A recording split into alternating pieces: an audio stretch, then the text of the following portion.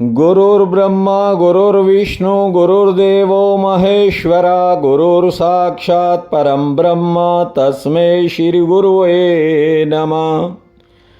नीलाम्बुजश्यामलकोमलंगं सीतासमारोह पीत्वाम भागं पानो महाशायक चारुचापं नमामि रामं रघुवंशनाथम्।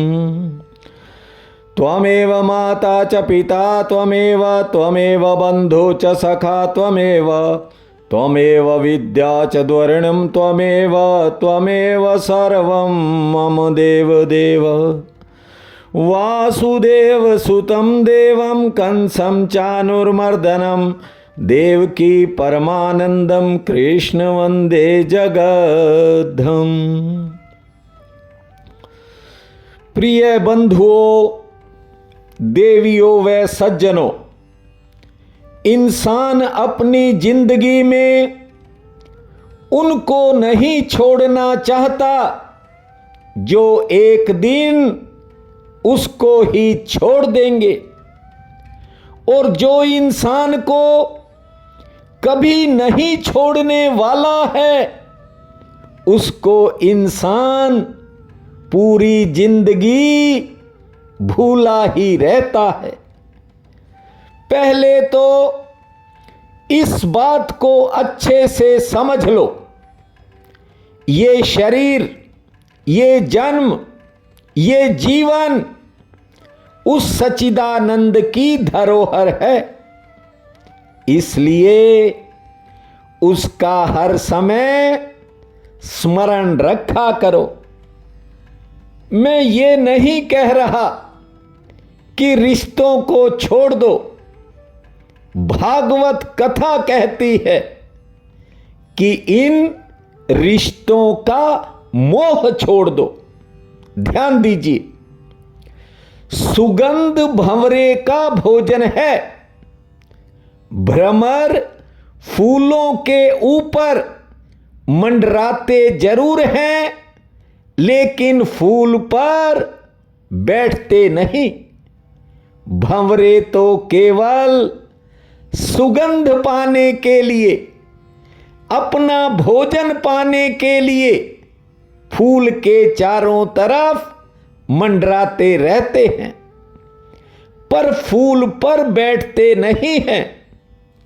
और यहां इंसान हर चीज पर ऐसे अधिकार जमाकर बैठ जाता है मानो वो चीजें अपने साथ ही लेकर जाएगा। अपने कर्तव्य को पूरा करो, उसमें कोई बुराई नहीं है, लेकिन सांसारिक संबंधों और सांसारिक वस्तुओं को अपना मानकर बैठ जाना या फिर पूरा समय उन्हीं में डूबे रहना, ये ठीक नहीं है। भगवान राम को 14 वर्ष का वनवास मिला।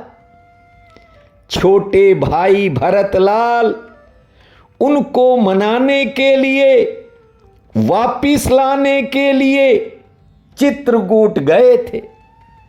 भरत ने जाकर प्रभु से कहा, वापिस चलिए और अयोध्या नगरी के राज को स्वीकार करें। प्रभु राम ने कहा, ठीक है, स्वीकार कर लिया। अब थोड़ा मुस्कुरा कर दिखाओ भरत।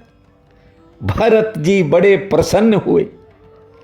श्री राम ने कहा, भरतलाल, अयोध्या हमारी है, लेकिन हम इसकी जिम्मेवारी अब तुम्हें सौंपते हैं। हमने पिताजी की आज्ञा को 14 वर्ष वन में रहकर पूरा करना है। ये चरण पादुकाएं सिंहासन पर रखकर अयोध्या नगरी की देखभाल करो 14 वर्षों के लिए।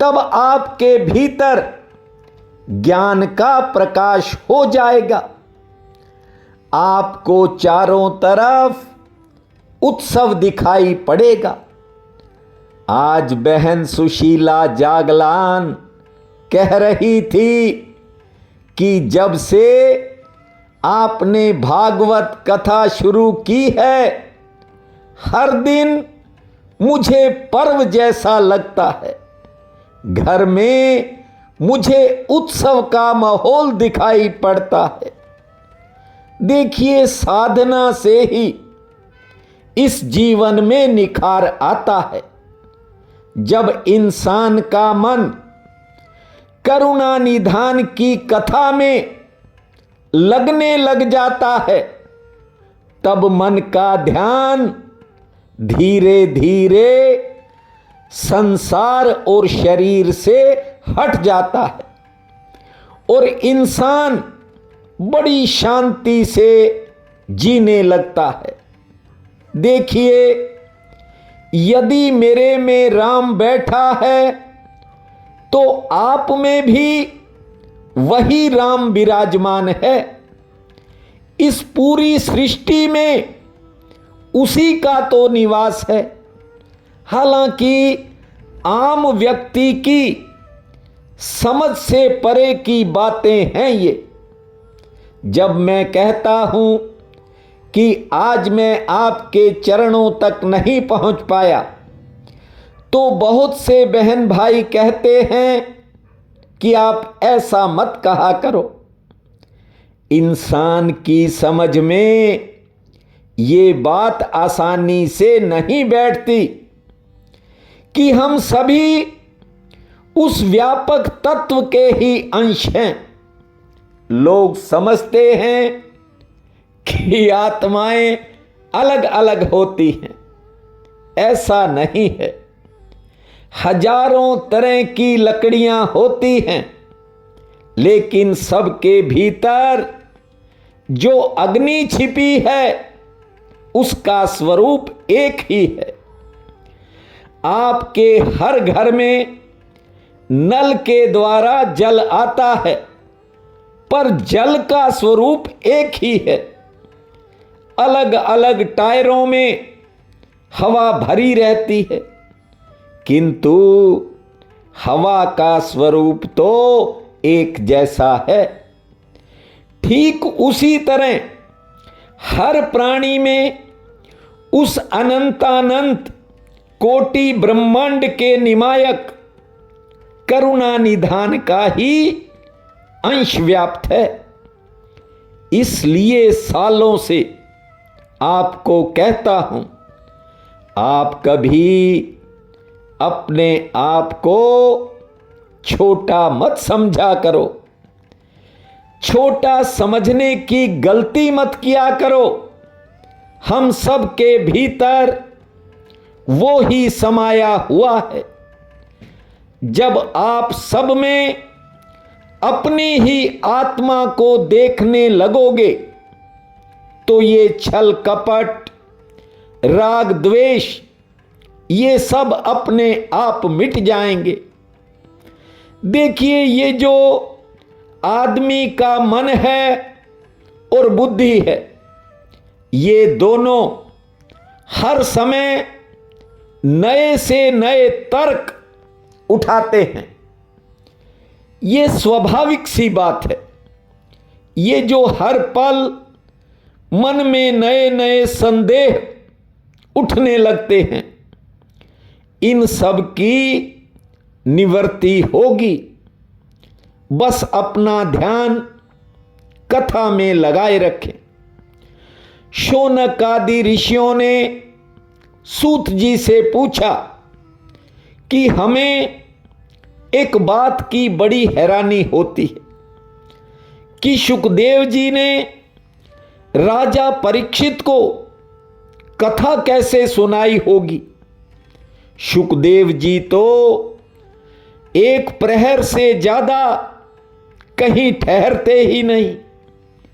राजा परीक्षित को कथा सुनाने के लिए लगातार 7 दिन तक एक ही स्थान पर कैसे बैठे रहे। और दूसरी बात यह है कि राजा परीक्षित जवान थे, राजपाट छोड़कर गंगा नदी के तट पर आकर बैठ गए, भोग विलास को त्याग दिया। हम ये चाहते हैं कि हमें उनका आपस का जो संवाद है वो सुनाएं। सूत जी कहते हैं कि महाराज परीक्षित के संस्कार बड़े प्रबल थे। हे ऋषियों, अब मैं तुम्हें भगवान शुकदेव जी और महाराज परीक्षित के बीच का संवाद सुनाता हूं। उससे पहले नारायण भगवान का कीर्तन भी तुमसे करवाता हूं।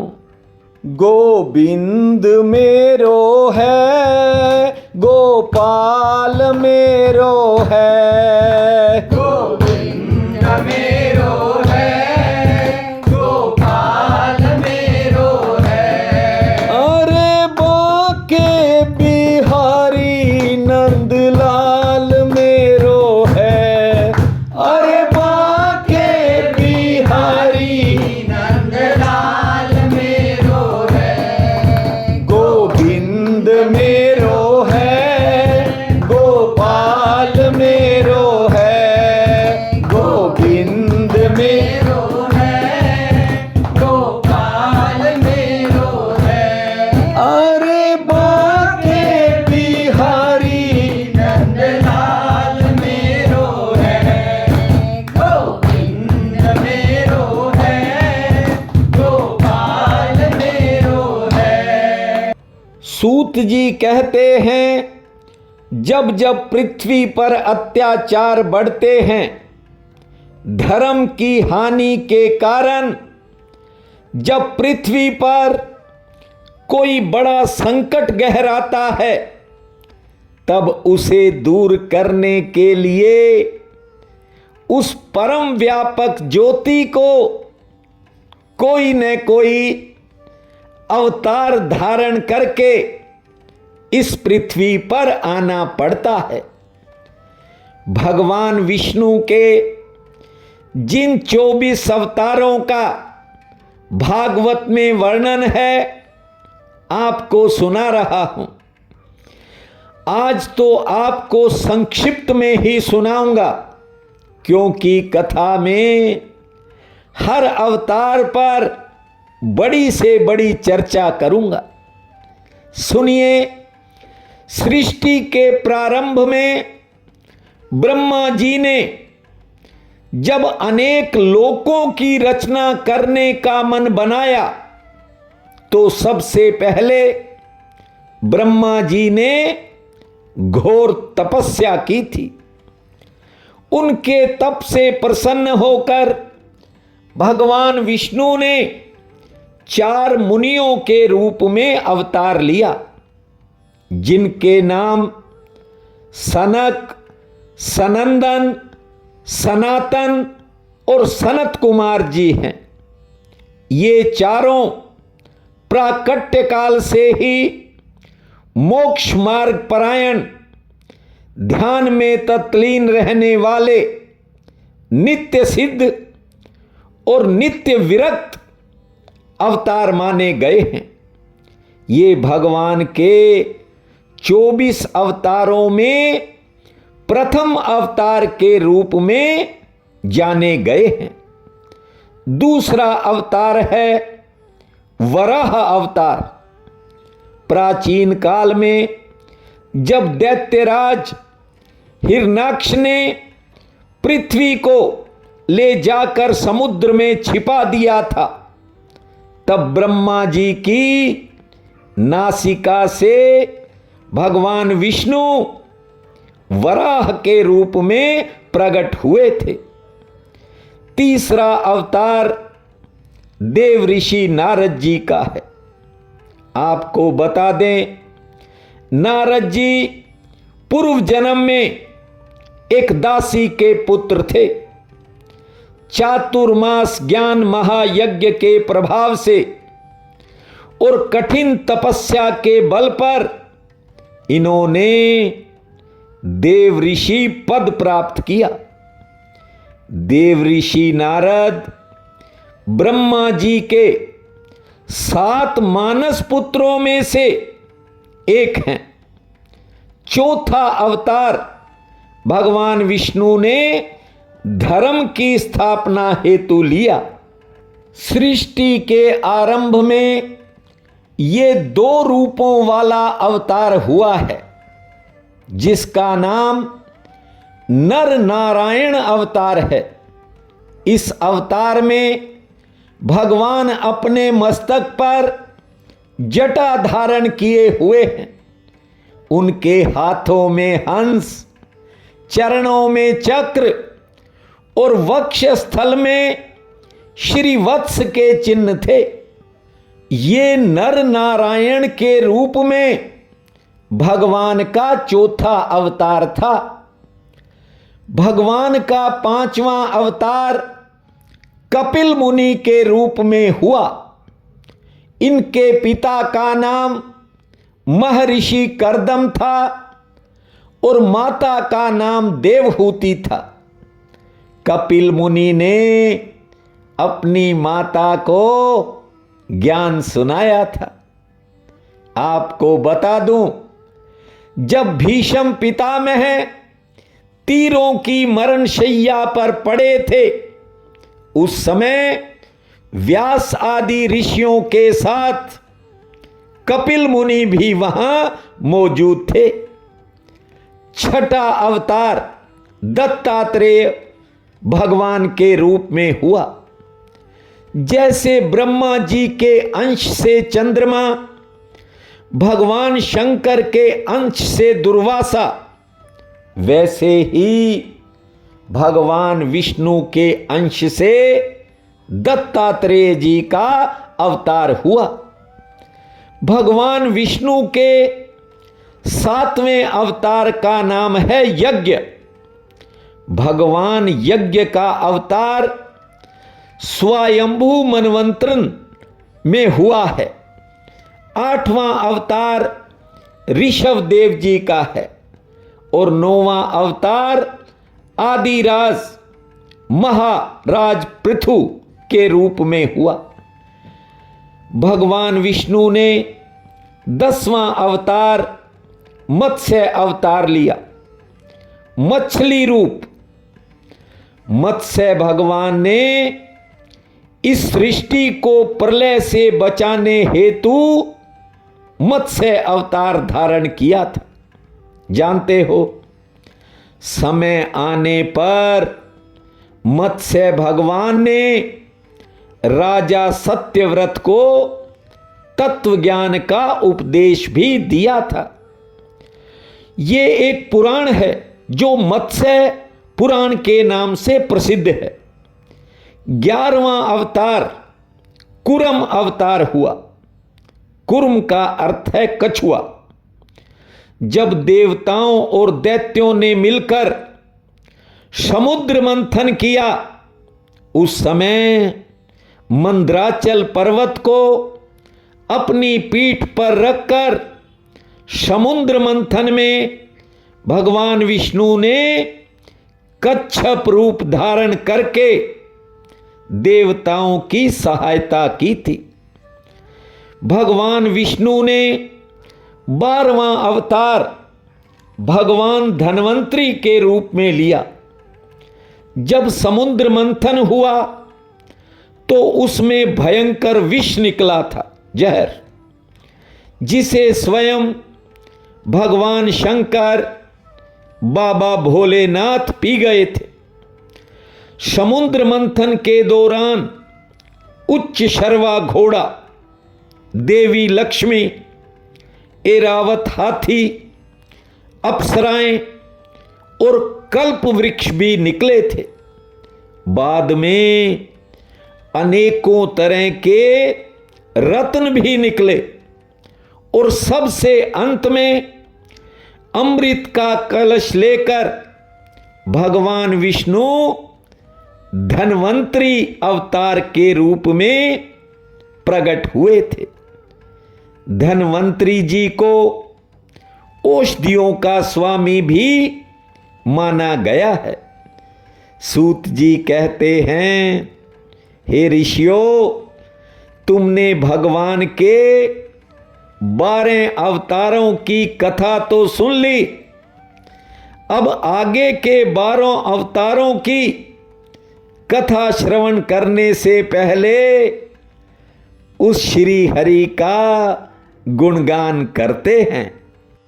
श्री कृष्ण गोविंद हरे मुरारी, हे नाथ नारायण वासुदेवा। श्री कृष्ण गोविंद हरे मुरारी, हे नाथ नारायण वासुदेवा।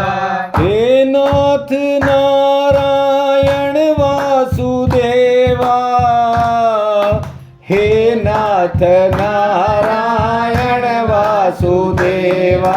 श्री कृष्ण गोविंद हरे मुरारी, हे नाथ नारायण वासुदेवा। देखिए, वेद पुराणों में कहा गया है कि जो नित्य भगवान विष्णु के 24 अवतारों की कथा सुनता है, भगवान के अवतारों का नित्य गुणगान करता है, किसी भी तरह का रोग बीमारी उसके पास जाने से पहले 1000 बार सोचते हैं। भगवान के 24 अवतारों की कथा नित्य सुनने से मुश्किलें अपने आप भागने लगती हैं। जानते हो, ये चातुर्मास ज्ञान महायज्ञ है।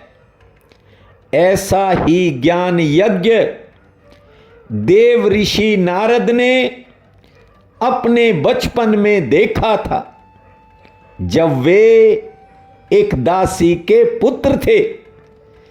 गांव में संत महात्माओं ने इस महायज्ञ को किया था। 4 महीने तक लगातार बचपन में उन्होंने इसे सुना। प्रभाव ये था कि अपने अगले जन्म में वे ब्रह्मा जी के पुत्र हुए। इसलिए कहता हूं, बेकार की बातों से दूर रहकर प्रतिदिन अपने पूर्वजों का पहले स्मरण किया करो, उसके बाद नित्य कथा की सुना करो। ये मुक्ति देने वाली कथा है, भक्ति देने वाला ग्रंथ है। जीवन में आनंद और शांति के भंडार भर जाएंगे। ध्यान दो, भगवान विष्णु ने अपने 13वें अवतार को मोहिनी रूप में लिया। जब अमृत कलश को लेकर देवताओं और राक्षसों में जंग छिड़ी थी, उस समय भगवान ने मोहिनी रूप धारण करके देवताओं को अमृत दिलवाने और पिलाने में सहायता की थी। भगवान का 14वां अवतार नरसिंह रूप में हुआ। इसमें भगवान का बाकी शरीर नर जैसा और धड़ सिंह जैसा। जब राक्षस हिरण्यकश्यप अपने पुत्र प्रहलाद को मारने वाला ही था, तब भगवान ने नरसिंह रूप धारण करके प्रहलाद की रक्षा की थी। खंभ फोड़ कर निकल आए थे। अपने नाखूनों से हिरण्यकश्यप राक्षस का वध कर दिया था।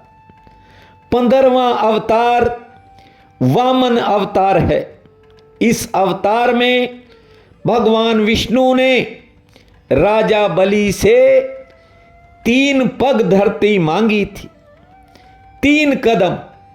राजा बलि ने कहा था कि 3 पग धरती तो क्या, 3 करोड़ कदम धरती मांगोगे तब भी कमी नहीं पड़ेगी, मांग लो।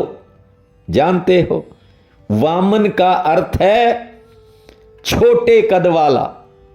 भगवान ने वामन अवतार धारण करके 1 कदम में ही तीनों लोक माप दिए थे।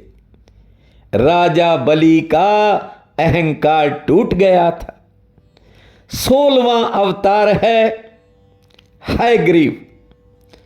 इसमें भगवान की गर्दन और मुख घोड़े जैसा है। जब मधु और कैटब नाम के राक्षस वेदों को रसातल में ले गए थे, उस समय भगवान विष्णु ने रसातल में पहुंचकर पहले तो मधु और कैटब का वध किया। सारे वेद पुनः एक बार ब्रह्मा जी को सौंप दिए। 17वां अवतार श्री हरि के रूप में हुआ है। जब हाथियों के राजा का पैर तालाब में एक मगरमच्छ ने पकड़ लिया था और असहाय होकर गजराज ने जब श्री हरि को पुकारा तो प्रभु नंगे पांव दौड़ पड़े थे। पहले गजेंद्र को मगरमच्छ के मुख से आजाद किया और अपने सुदर्शन चक्र से मगरमच्छ का वध किया, और बाद में इस गजेंद्र को अपना पार्षद भी बना लिया था। 18वें अवतार भगवान परशुराम जी हुए हैं। इन्होंने दुराचारी क्षत्रिय राजाओं का वध करके न्याय की स्थापना की थी। ये अवतार भगवान विष्णु के प्रमुख अवतारों में माना जाता है। भगवान का 19वां अवतार महर्षि वेदव्यास के रूप में हुआ। ये नारायण भगवान के कला अवतार माने जाते हैं तथा भगवान विष्णु के अंश ही हैं। इनके पिता महर्षि पराशर थे और माता का नाम सत्यवती था। वेद व्यास जी ने 4 वेद, 18 पुराण, महाभारत और श्रीमद् भागवत की रचना की थी। 20वें अवतार में भगवान विष्णु एक हंस के रूप में प्रकट हुए, इसलिए इसे हंसावतार के रूप में जाना जाता है। हंसावतार में ही भगवान ने सनकादिक मुनियों के संदेह का निवारण किया था। भगवान विष्णु के 21वें अवतार में मर्यादा पुरुषोत्तम भगवान श्री रामचंद्र जी के रूप में प्रकट हुए हैं। राम राम भूमा श्री राम नाम भूमा। अयोध्या के राजा दशरथ के यहां मां कौशल्या के गर्भ से भगवान ने पुत्र रूप में अवतार लिया था और रावण सहित अनेकों राक्षसों का वध करके देवताओं और ऋषि मुनियों को भय से मुक्त कर दिया था। भगवान ने द्वापर युग में 22वां अवतार धारण किया। आनंद कंद श्री कृष्णचंद्र के रूप में 22वां अवतार हुआ है। कंस जैसे अधर्मी का वध किया। महाभारत के युद्ध में अर्जुन के सारथी बने।